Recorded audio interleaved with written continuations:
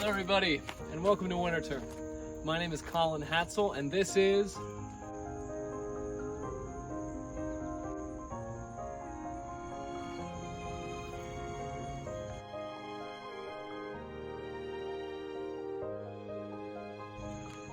So it is August and things are getting dry and crispy, but that doesn't mean that you shouldn't come to Winterton and check out all the things we have to offer.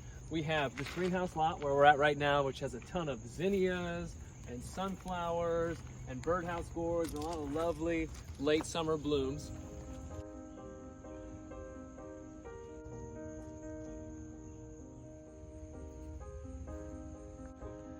We also have some really cool vining plants right now. This is the hyacinth bean. It has this awesome hyacinth colored flower and it has this little purple bean. Do not eat it. Here's another one we're gonna see that you should not eat. This is the castor bean. Really, really vibrant red flower, really giant leaves, but awesomely, incredibly toxic. I believe castor oil comes from the castor bean. I don't know how people figured out how to do these things with these toxic plants. It always amazes me when you hear stories like that. We have some hops smelling really good right now. This is looking sort of Halloween-y, a little early. This is a birdhouse gourd. Those will eventually get dried out and we'll make little birdhouses or ornaments or something out of them. Really cool. Before we leave the greenhouse lot, I didn't want to miss these giant colocasia, elephant ears. They look like elephant ears. They are huge and they have awesome water wicking capabilities. We'll check that out. Like water lotuses, these have a capability of wicking water off, and you pour a little on, whoop, and it just slides right off. It's so cool. And the leaf is not wet at all. You can kind of balance it in there. Really fun. So those are elephant ears. So the plain hostas have stopped blooming for a while now. They were in last month or even the month before. They had the purple flowers in the March bank. They kind of flowed through it. But now we have some white ones blooming. These are either Grandiflora or Royal Standard. I believe these are Royal Standard, but either of them have a really lovely scent to them. Really sweet. All right, so we're in between azalea woods and the March bank right now, and everything is really going to sleep. August and the heat has hit kind of hard. You can see the hostas starting to yellow out. Everything's getting a little bit fall-y, a little bit crisp. Makes me really excited for fall though, for those cooler days. It has been so hot the past few weeks that I cannot wait for fall to happen. All the leaves will change color and it'll look beautiful. That being said, and I'll try not to trip over myself as I go down, the view through the March bank right now is still spectacular. You have all of the greens of the Collinsonia, and you have some of the seed stalks of the Cimicifuga, and you can just see the whole way down into the valley, and you get a little bit of glimpses of light beyond. We're filming it on kind of an overcast night, but I'll cut in some footage from earlier in the week when it was sunnier and nicer. Right here in the meadow now, and it is looking so lush and green. We got the neoclassical folly in the background, and everything here as well is edging towards autumn. We have the Queen Anne's lace popping up.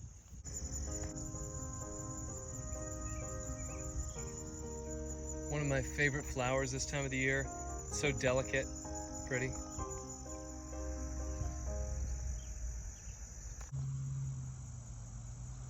The sky out here near Browns Meadow always looks so much larger and more vast than anywhere else on property. I never really take the moment to turn around when I'm here though and look at some of the conifers and pine trees that sit on just at the edge of azalea woods. Really impressive.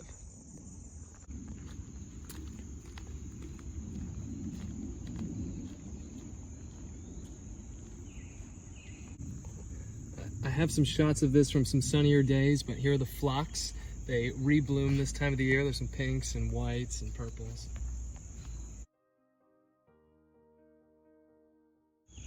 So we're down here in the March Bank Valley. We were looking at it from up top, up that way. Now we're down here.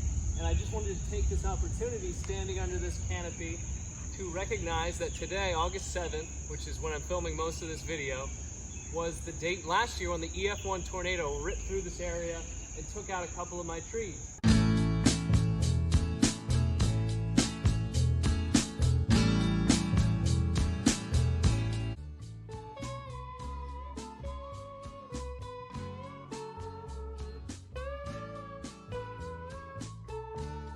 Now you can hardly tell that just a year ago today there were giant limbs, a whole canopy, 15 feet above where I'm standing now, just gnarled and tangled everywhere. It's pretty amazing how nature just continues to work and thrive.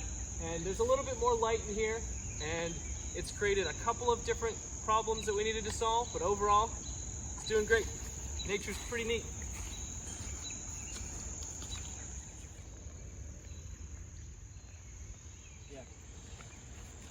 Here's another one of my favorite flowers this time of the year.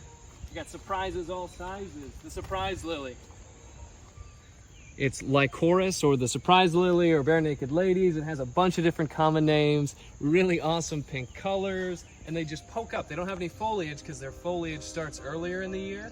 And then in August and late July, this time of the year, they whoop, whoop, whoop, they surprise you. They shoot up, and this is an awesome bulb. It's an awesome bloom.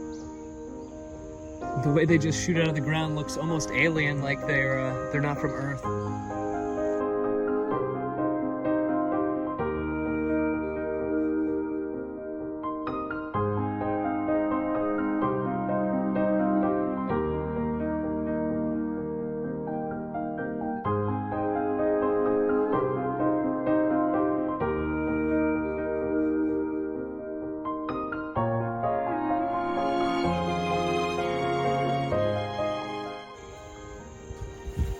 I forgot to mention when we first started this video that not only are there a lot of blooms right now, but the world is really, really alive. So as we end this, I will show you a few more flowers that I took in some sunnier weather, but I'm going to show you lots of videos that I took this week of animals and insect life, Lepidoptera, butterflies. We have the chimney swifts doing their little vesper flights, and I hope you really enjoy it. Thank you so much for watching, and have a great day.